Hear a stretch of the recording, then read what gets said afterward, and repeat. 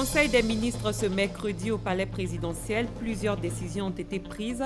Les résultats du CPE et la performance des athlètes ivoiriens au championnat d'Afrique ont été évoqués. Le Forum international des logements sociaux économiques de standing se tient à la Kestab au Plateau. Pour ce deuxième jour, le financement des logements et le coût des matériaux de construction étaient au cœur des débats. À l'étranger, au Mali, le Conseil de sécurité de l'ONU a voté ce mercredi 29 juin l'envoi de 2500 casques bleus supplémentaires à la mission onusienne dont le mandat expirait officiellement le 30 juin. Bonsoir et bienvenue. Un conseil des ministres s'est tenu aujourd'hui au palais présidentiel sous la houlette du chef de l'État. Le conseil a entériné le choix du nouveau directeur général du Trésor. Il s'est réjoui des résultats de l'examen du CPE avant de saluer la performance des athlètes ivoiriens au championnat d'Afrique. Viviane Aimé. 83,3% de réussite à l'examen du CPE pour cette année 2016. Le Conseil des ministres réuni ce mercredi 29 juin, sous la présidence du chef de l'État, le président Alassane Ouattara, a félicité la bonne tenue de ce premier examen à grand tirage de l'année 2016. Le Conseil a adressé ses félicitations à la direction régionale de Diokoué, qui enregistre le taux de réussite le plus élevé, 93,3%. Le Conseil s'est également réjoui de la bonne organisation de cet examen, qui a bénéficié de la mobilisation de nos partenaires au développement, mais qui dénote également d'une bonne utilisation des technologies de l'information et de la communication. La participation de la Banque africaine de développement à plusieurs projets de développement en Côte d'Ivoire, dont la construction du 4e pont d'Abidjan qui va relier Yopougon au plateau, a été examinée au cours des assemblées annuelles de la BAD tenues du 23 au 27 mai dernier à Lusaka en Zambie. Le Conseil des ministres de ce mercredi 29 juin a examiné à son tour les décisions prises à Lusaka. Durant ces assises, le portefeuille des projets avec le groupe LABAD a été revu.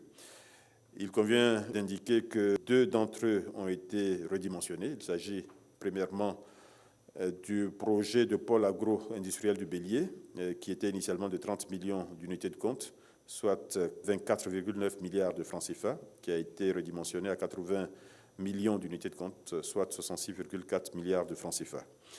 Et le deuxième projet, c'est celui du pont Yopougon-Plateau, qui est prévu avec un prêt BAD complémentaire de 200 millions d'unités de compte, soit 166 milliards de francs CFA.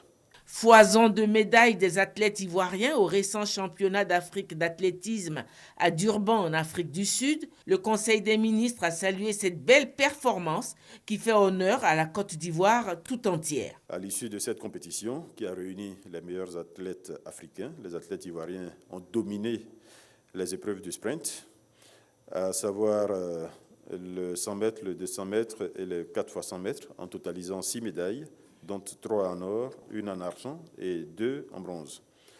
L'athlète Muriel Aouré, médaille d'or, détient désormais le record d'Afrique de 100 mètres, ainsi que la meilleure performance mondiale de l'année 2016. Je pense qu'il est bon de le relever. Le sprinter Meïté Ben Youssef, médaillé d'or, a établi un nouveau record de Côte d'Ivoire du 100 mètres et est le premier athlète ivoirien à avoir réalisé une performance sur cette distance en dessous des 10 secondes. C'est là aussi très remarquable. Le Conseil s'est réjoui de ces performances, adresse ses vives félicitations aux athlètes concernés ainsi qu'à l'encadrement technique. Ces performances font penser que la Côte d'Ivoire a de réelles chances de médaille au cours des prochains Jeux olympiques de Rio. Le sujet qui fait l'actualité, c'est incontestablement le Brexit, le départ de la Grande-Bretagne de l'Union européenne. Quel impact du Brexit sur la Côte d'Ivoire ? Si la question ne figurait pas à l'ordre du jour du Conseil, le porte-parole du gouvernement a tout de même donné réponse à la presse. Nous avons d'excellentes relations avec l'Union européenne. Ces relations ne seront pas perturbées, pas du tout, par cette sortie.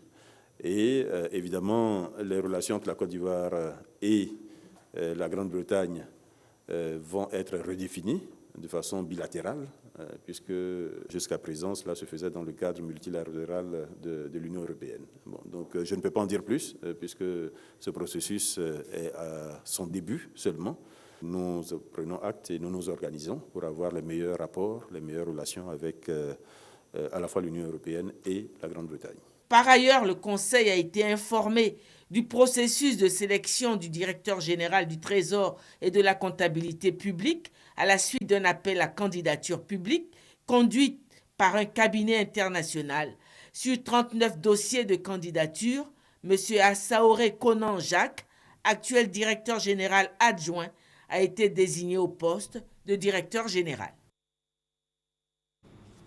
Après le plateau se trouve le palais présidentiel. Rendons-nous dans la commune de Treichville qui abrite désormais l'agence Emploi Jeunes, une structure chargée de promouvoir l'emploi des jeunes en Côte d'Ivoire. Elle couvre les communes de Marcory, Koumassi et Port-Boué. La nouvelle agence a été inaugurée par le Premier ministre Daniel Kablan-Duncan. Gabriel Zani. Ce bâtiment de type R+1 devient un espace d'opportunité pour les jeunes demandeurs d'emploi et les entreprises pourvoyeuses d'emploi. Il est l'agence Emploi Jeunes de Treichville. Ce mardi 28 juin, il a été inauguré par le Premier ministre, un dispositif de proximité mis en place par le ministère de la Promotion de la Jeunesse. Pour faire face aux nombreuses requêtes et être efficace face aux différents enjeux de promotion de l'emploi des jeunes, il convient de densifier le réseau afin de renforcer les partenariats opérationnels locaux, gage de la mise en œuvre efficiente de la politique de l'emploi jeune. Nous avons donc ouvert à Séguéla et une autre à Boisseau, avec l'appui des conseils régionaux du Worodougou et du Sud Komoué. Les agences Emploi Jeunes n'offrent pas seulement du travail, elles font de la formation et de l'accompagnement professionnel des jeunes. Les structures publiques, le secteur privé, les conseils régionaux, les organismes nationaux et internationaux au développement sont les partenaires de ce programme d'insertion professionnelle des jeunes interpellés par le Premier ministre. Ce magnifique édifice qui se dresse devant vous va abriter les nouveaux locaux de l'agence Emploi Jeunes de Treichville. C'est votre maison. Je vous invite donc à fréquenter ces agences régulièrement, à venir vous informer, vous former, saisir les nombreuses opportunités qui vous seront offertes. Chers jeunes, ces locaux construits pour vous sont une fois de plus la traduction de l'engagement de tout le gouvernement, avec à sa tête le président de la République, son Excellence M. Alassane Ouattara, à faire de la jeunesse de Côte d'Ivoire le fer de lance de l'émergence de la Côte d'Ivoire à l'horizon 2020. Vous êtes, et vous le savez, l'avenir de la Côte d'Ivoire. L'agence Emploi Jeunes a 12 divisions régionales et 3 antennes. Ainsi, le déploiement des agences sur le territoire montre la volonté du gouvernement de résoudre la question du chômage. L'agence de Treichville couvre toute la région du Sud Komoué, notamment Makori, Koumassi, Grand-Bassam, Aboissou et Noé. Nous retournons au plateau pour nous intéresser aux activités à l'hémicycle. Réunis en plénière ce matin, les députés se sont prononcés sur 8 projets de loi. À l'issue des travaux, la totalité des projets a été adoptée. La Caisse stable se trouve elle aussi au plateau. Elle a servi de cadre à la 2e journée du Forum international des logements sociaux, économiques et de standing. La question des financements des logements ainsi que le coût des matériaux de construction ont meublé la rencontre de ce mercredi. Herman Niamé. Ce jeune est en pleine démonstration de décoration intérieure d'une maison. Nous sommes là ici dans le procédé d'application d'un stuc en 3 passes. Donc la première passe consiste donc à appliquer le produit en déposant le maximum possible. La seconde, on met un peu moins en tirant dessus. Et la 3e passe consiste à mettre une cire nacrée. Ce produit vient d'un fournisseur de la place. Là-dessus qui donne le côté nacré, alliage un peu nuancé que vous voyez là. Comme Félix Akoué qui est venu faire connaître son activité, ce sont une quarantaine d'entreprises de matériaux et accessoires de construction qui exposent au Forum international du logement social, économique et standing. Nous faisons du béton prêt à l'emploi et nous faisons aussi du béton préfabriqué. Le béton prêt à l'emploi, c'est destiné à tout le monde, que ce soit entreprise comme particulier. Outre le volet promotionnel qu'elle développe, ces entreprises sont ici pour participer aussi au débat sur le coût élevé des matériaux de construction que brandissent certains promoteurs immobiliers pour justifier le coût exorbitant des logements. Tout dépend des périodes parce que nous, on travaille, si vous voulez, en fonction des cours du marché international. D'accord, c'est des cours mondiaux, c'est pas nous qui décidons volontairement d'augmenter des prix. Sur les brochures, c'est vraiment une belle maison et tout ça. Et vous engagez rapidement. En fin de compte, ça devient un projet. C'est l'argent foutu en l'air, parce que déjà quand tu dois déménager dans la maison, tu vas devoir tout refaire de A à Z parce que la maison n'a rien à voir avec celle présentée et le prix, le coût est élevé. Pour parvenir à offrir des maisons de bonne qualité à des prix acceptables aux Ivoiriens, les professionnels du secteur proposent à l'État de suivre le modèle marocain. Quand ils ont lancé leur programme de logement, ils ont créé des entreprises nationales. Ils ont fabriqué le ciment sur place, ils ont fabriqué les carreaux sur place, ils ont fabriqué les portes sur place. Vous voyez, donc c'est tous ces éléments-là. Et si on arrive à créer cette industrie de l'immobilier en Côte d'Ivoire, qui vont contribuer à faire baisser les coûts. Ce forum qui réunit toutes les parties prenantes, à savoir pouvoir public, promoteurs, constructeurs, banques et consommateurs, est donc un cadre idéal pour proposer une solution appropriée afin de permettre à un grand nombre d'Ivoiriens de disposer d'un toit à un coût raisonnable. Vous l'avez entendu, certaines banques hésitent à financer les promoteurs et à octroyer des crédits aux souscripteurs au taux de 5,5% conformément aux recommandations des autorités. Une situation qui amène des experts à proposer des solutions pour soulager les acteurs de l'immobilier. Francis Boifou. Dans 18 ans, Pascal ira à la retraite. Ce chauffeur professionnel peine à trouver un toit pour loger ses 3 enfants. Il a souscrit au programme présidentiel de logements sociaux, mais très vite, il a tout abandonné. L'État avait donné 5%. Et à ma grande surprise, je me rends à ma banque, on me fixe un taux de 10%. Le taux était trop, si je prends cet argent, je ne pourrais rien faire. Et je ne pourrais même pas rembourser sur 15 ans. Donc du coup, j'étais obligé d'abandonner. Problème de financement. Les promoteurs immobiliers ne sont pas épargnés. Problème de confiance qui existe entre les banquiers et les promoteurs et entre aussi les promoteurs et les acquéreurs. Mercredi, le financement du programme présidentiel des logements sociaux par les banques était au cœur des échanges. Pour les experts, il faut situer les responsabilités. Le promoteur, il faut qu'il se structure, il faut qu'il maîtrise ses coûts, il faut qu'il soit performant. Parce que si vous êtes performant, si vous avez fait une promotion de 100 logements, avec un financement bancaire et que ça a été satisfaisant, si vous voulez faire 1000, la banque est plus à l'aise pour vous accompagner.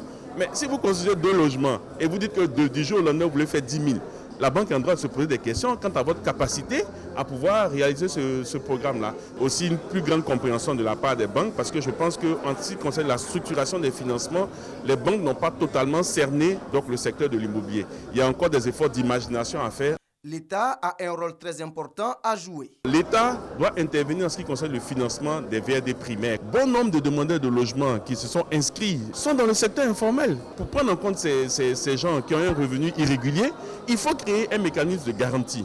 Et toute la question, c'est de savoir comment on met en place ce mécanisme de garantie. D'où proviendront les fonds qui vont alimenter donc, ce fonds de garantie-là. Je pense que les réflexions aujourd'hui au niveau de l'État et au niveau des acteurs du secteur doivent partir vers cet aspect-là. Des propositions qui pourraient faciliter désormais l'acquisition des maisons en Côte d'Ivoire. Des logements sont construits, mais des casses sont également effectuées après celle de la décharge d'Akwedo. Une délégation de la chefferie traditionnelle a présenté des excuses au ministre de la Salubrité urbaine et de l'Assainissement, Anne Désiré Ouloto, le mardi 28 juin 2016, suite aux échauffourées qui ont opposé les jeunes du village, où se trouve la plus grande décharge d'ordures d'Abidjan, aux éléments de la police nationale toute la journée du samedi 25 juin. Durant plusieurs heures, l'accès du site de la décharge avait été bloqué par des barricades posées par les jeunes du village. Cette rencontre a été l'occasion pour le ministre Anne Ouloto de mettre en garde les jeunes d'Akwedo contre toute tentative de sabotage des actions du gouvernement et appeler les uns et les autres à être plus responsables dans les actes qu'ils posent. Nous changeons de registre pour parler de ressources animales. Les organisations de la filière avicole œuvrent pour sa professionnalisation et sa modernisation. Celles de la région de Béquet ont renforcé leurs capacités autour du thème « Les facteurs à surveiller pour pour améliorer la rentabilité d'un élevage et mesures de biosécurité à observer en période de crise. Soro Corona, Kwadio Kwame. En 2014, la Côte d'Ivoire a produit 40 000 tonnes de volailles, selon le ministère des Ressources animales et halieutiques. La filière avicole réussit à couvrir 100% des besoins nationaux en œufs de consommation et 96% des besoins en viande de volaille. Cependant, la filière avicole est encore dans l'informel. Pour produire en qualité, les acteurs de la filière mènent des actions pour sa modernisation et sa professionnalisation.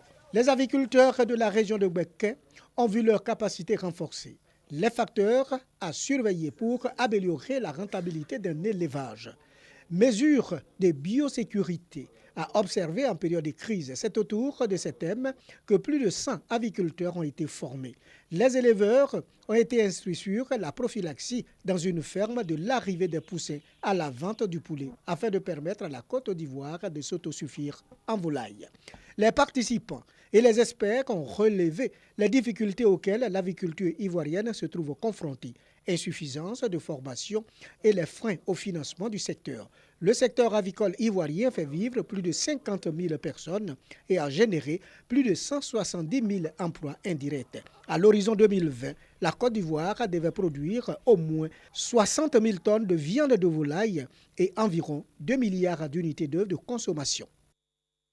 L'objectif de ces organisations de la filière avicole est donc de couvrir les 100% de la consommation nationale en viande de volaille, une action qui tend vers le développement.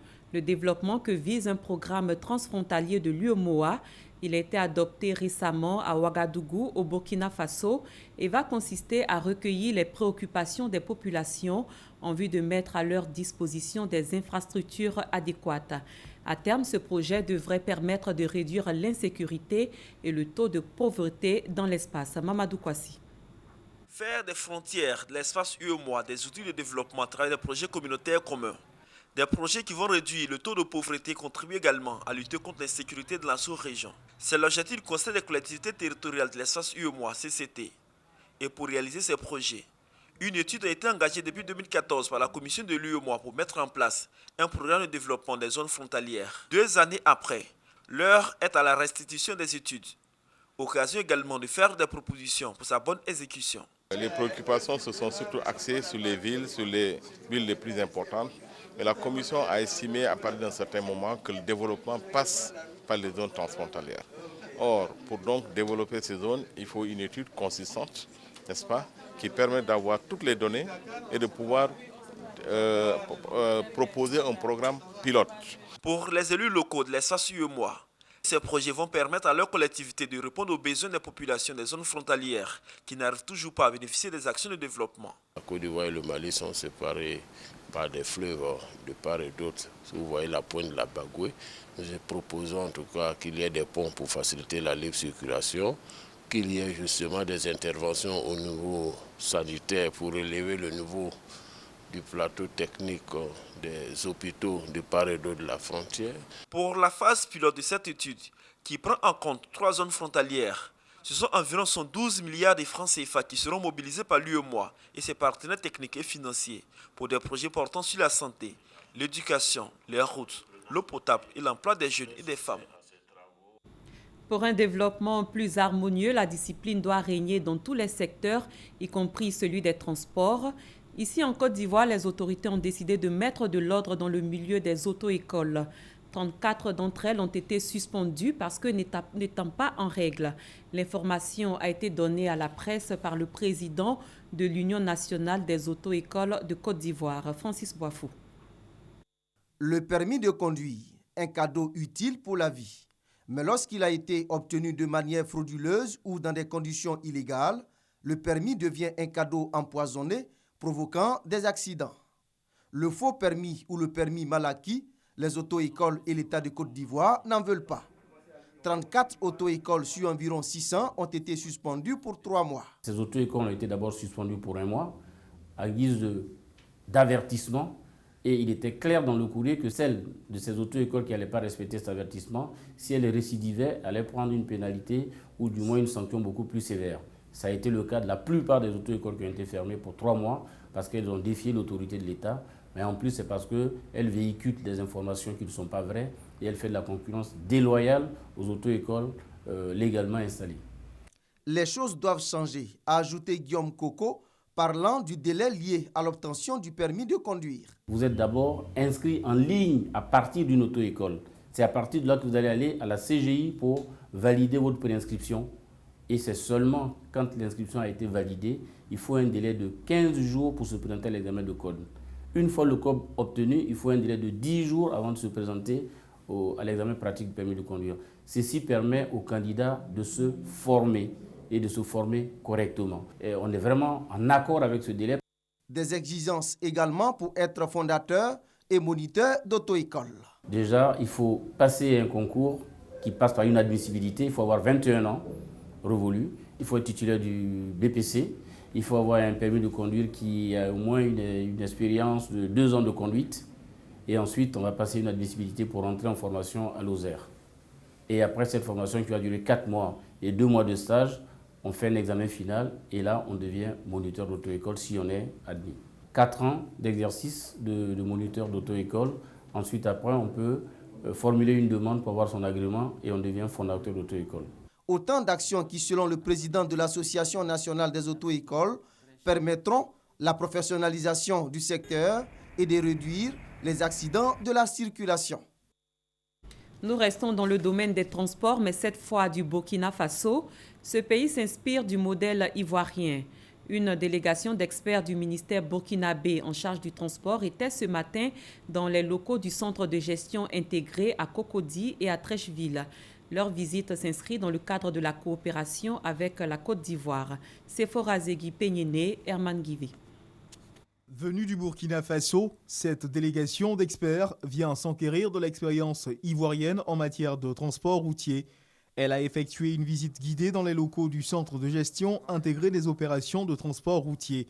Ces experts burkinabés entendent s'inspirer de l'exemple ivoirien pour rendre plus rationnelles et efficaces les opérations de délivrance des documents et titres de transport dans leur pays. Le Burkina Faso est en phase de mettre en place un pareil projet et il importait que nous soyons là pour partager cette expérience. Ce qui est déjà remarquable, c'est le cadre de travail.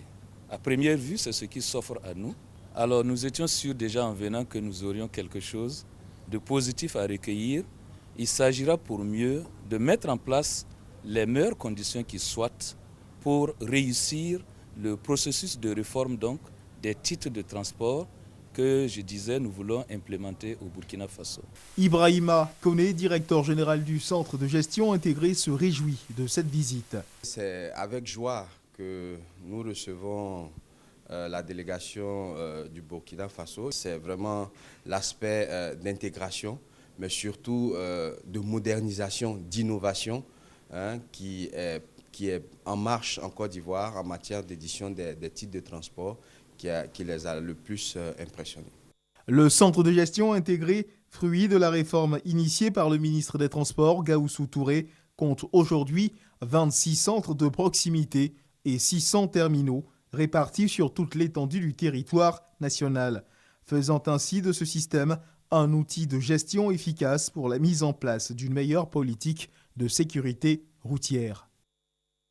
Après les transports, un mot en politique, la présidente de l'URD, l'Union nationale pour la démocratie, a animé une conférence de presse. Daniel Boni-Claverie a donné la position de son parti sur le projet de révision de la Constitution ivoirienne. Herman Guivé. La présidente de l'URD, l'Union républicaine pour la démocratie, Daniel Boni-Claverie, face aux journalistes pour une conférence de presse dont l'intérêt porte sur la position de l'URD concernant le projet de révision de la Constitution ivoirienne. Le 7 juin dernier, tous les partis politiques d'opposition étaient conviés au palais présidentiel pour des concertations sur cet éventuel projet de révision de la Constitution. Sur la question, voici la position de l'URD. Pour l'URD, nous disons non, il faut qu'on discute et puis évidemment on arrivera à un consensus. Nous ne sommes pas contre la réforme constitutionnelle, mais nous voulons que nous prenions le temps de nous organiser, le temps que les conditions de ce rassemblement autour d'un projet commun puissent véritablement être en place. Pour la présidente de l'URD, Daniel Boni-Claverie, Le recul de la pauvreté, la lutte contre la cherté de la vie passe en priorité.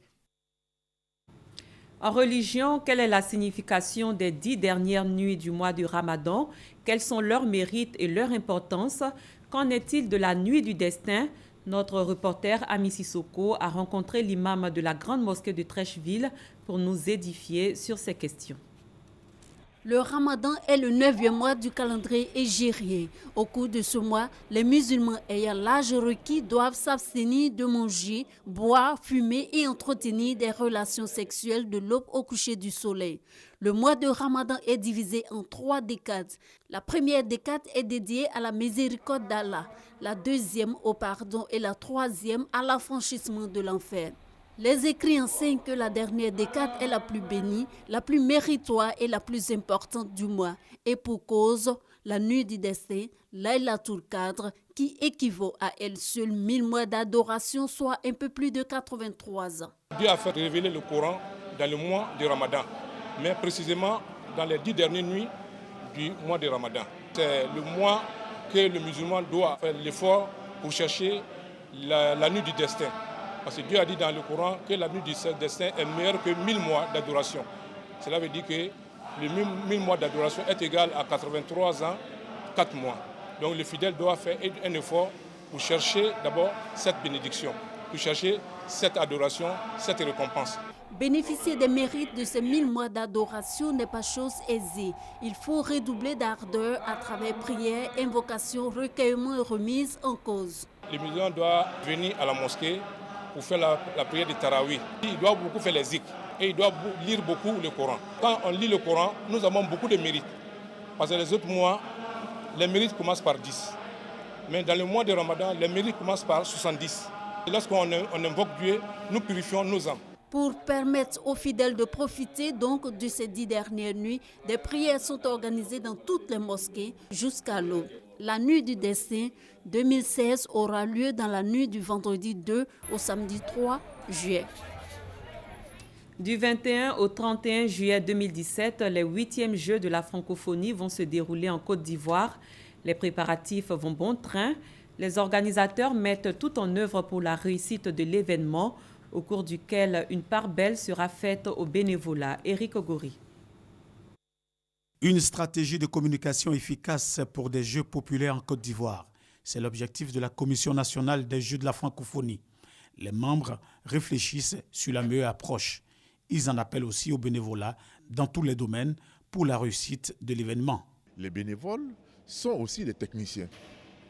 Ils sont techniciens et sur les 17 commissions, ils vont apporter leur expertise dans les 17 commissions. Donc que ce soit au niveau du sport, au niveau de la restauration, du transport, on a toujours besoin de bénévoles. Et donc c'est des techniciens. Il y en a qui seront des techniciens. Quand vous prenez par exemple pour le transport, mais ce qu'on appelle les chauffeurs, les agents spécialisés des travaux publics, mais ça c'est des techniciens. Quand vous allez dans la restauration, ceux qui vont faire les menus, ceux qui vont préparer comme on dit, sont des techniciens. Et bien pour le cas de la communication, les étudiants de l'ISCT sont des techniciens. Donc il y a tout le monde là-dedans. Les 8e Jeux de la francophonie auront lieu en Côte d'Ivoire. 300 journalistes nationaux et 400 journalistes internationaux issus des télévisions, des radios, de la presse écrite et de la presse en ligne vont couvrir cet événement historique. Les 8e Jeux de la francophonie auront lieu en Côte d'Ivoire du 21 au 31 juillet 2017. Nous restons dans le domaine des sports. La résidence de l'ambassadeur de Corée en Côte d'Ivoire a accueilli une soirée d'amitié coréano-ivoirienne. À cette occasion, l'Ivoirien maître Bambachek Daniel a été distingué dans l'ordre national. C'était en présence de plusieurs personnalités, nous dit Aude Alegbe. Premier Africain à recevoir la plus prestigieuse des décorations que la Corée du Sud offre aux étrangers, Maître Bambachek Daniel Ceinture Noire 5e Dan, directeur du cabinet du ministre de l'Intérieur, préfet de région hors grade et président de la Fédération ivoirienne de taekwondo, est un modèle à suivre. C'est le 15 mars 2009 qu'il prend les rênes du taekwondo ivoirien. 8e président de cette fédération, il brigue 2 mandats, couronné par l'organisation d'une Coupe du monde francophone de taekwondo en 2012, de la Coupe du monde par équipe de taekwondo en 2013 et d'un passage de grade spécial Kukiwon en 2014. Cette même année, il part avec le président Alassane Ouattara en Corée du Sud pour consolider les relations entre la Corée du Sud et la Côte d'Ivoire. Cette soirée coréano-ivoirienne est la manifestation de l'admiration de l'État sud-coréen pour Maître Bombachek Daniel. Des présidents d'institutions, des membres du gouvernement et des responsables de fédération, des invités d'honneur et bien entendu sa grande famille du taekwondo ont participé à cette belle fête. Pour rappel, la Corée du Sud a offert à la Fédération ivoirienne de taekwondo un terrain d'1 hectare situé entre Adjamé et Cocody. Cet espace servira à la construction d'un palais de taekwondo estimé à une valeur de 6,2 milliards. 3 athlètes, Gbagui Ruth, Cissé Cheikh-Sala et Koné Mamina, qualifiés pour les Jeux olympiques de Rio 2016, défendront les couleurs ivoiriennes. Maître Bombachek Daniel leur apportera sans doute sa présence apaisante et rassurante. Hors de la Côte d'Ivoire, le Conseil de sécurité de l'ONU a voté mercredi 29 juin l'envoi de 2500 casques bleus supplémentaires à la mission onusienne au Mali, dont le mandat expirait officiellement le 30 juin. La résolution, préparée par la France et adoptée à l'unanimité des 15 pays membres, renouvelle pour 1 an le mandat de la MINUSMA. Elle fait passer l'effectif autorisé des casques bleus à 13 289 soldats au lieu de 11 240 et 1920 policiers contre 1440. Le Conseil de sécurité a donc suivi les recommandations du secrétaire général de l'ONU, Ban Ki-moon, qui, dans un rapport remis le 31 mai, avait suggéré de donner des moyens supplémentaires aux casques bleus, cible régulière d'attaque. La Turquie a décrété ce mercredi jour de deuil national après l'attentat qui a tué 41 personnes et blessé 239 autres mardi soir à l'aéroport d'Istanbul. Les drapeaux ont été mis en berne pour la journée. Kader Ouattara, Hamza Diaby. Le terrorisme a de nouveau frappé la Turquie et cette fois en son cœur économique et touristique, Istanbul. Il est environ 20 h ce mardi soir quand 2 violentes explosions accompagnées de coups de feu retentissent au niveau des départs de l'aéroport Atatürk. Très vite s'ensuivent une panique générale et des défilés d'ambulances. Le bilan est lourd, de 36 hier soir, on dénombre à présent 41 morts et plus de 200 blessés. Ce mercredi a été décrété journée de deuil national dans le pays. Aucune revendication n'a été pour l'heure enregistrée. Depuis 1 an, la Turquie est embarquée dans une spirale infernale d'attentats, tantôt imputés à l'organisation de l'État islamique, tantôt aux rebelles kurdes du PKK. En mars dernier déjà, la très célèbre avenue Istiklal, l'artère la plus fréquentée d'Istanbul, avait essuyé un attentat terroriste. Le Premier ministre français Manuel Valls a reçu aujourd'hui syndicats et patronats pour faire un point sur la loi travail. Pour rappel, les syndicats réclament le retrait pur et simple de cette loi pour ce qui concerne la Confédération générale du travail.